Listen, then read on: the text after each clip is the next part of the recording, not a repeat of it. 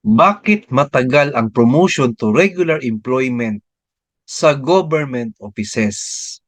Answer, normally kasi friends sa government offices today, ang entry po sa mga empleyado is contractual employee, casual employee, or job order employee. Bakit po?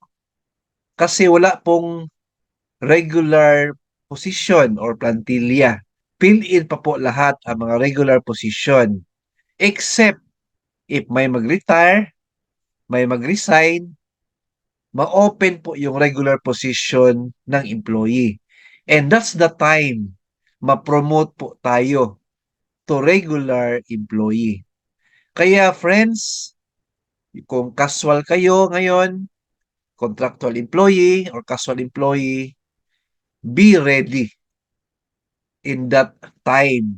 So while waiting, I suggest equip yourself with knowledge, skills, and importantly, mag-aral kayo ng masteral or second course. Kasi yan talaga ang leverage mo or advantage mo over the other applicants. Kasi po sa isang regular position na mabakante, marami kayo mag-apply, right? So isa lang po ang kunin.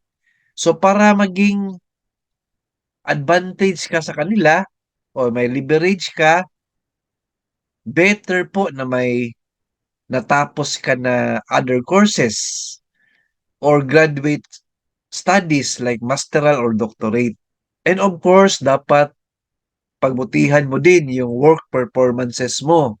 Dapat wala kang absences, wala kang late, and na-hit mo yung mga target and output sa trabaho mo. And lastly, have a positive attitude wherein you are sociable, helpful, respectful sa mga co-employees mo and of course sa officers sa opisina. Importante yan. Simply said, be a good employee by acquiring knowledge, skills, and talents, and good attitude. Right? Honestly, yan din ang ginawa ko before. Matagal din ako naging regular employee. 6 months ako naging contractual employee. And 10 years po ako naging casual employee. So while waiting sa right time na yan, nag-aral po ako ng masteral ng education. And hanggang dumating ang time na merong vacant position, nakuha po tayo to regular employment. As of today, 27 years na ako sa government service. Yes, friends. All right. Hope na nasagot natin ang question ni Sir. Please like, share this video, and subscribe na YouTube channel. Thank you. God bless. And 2 thumbs up.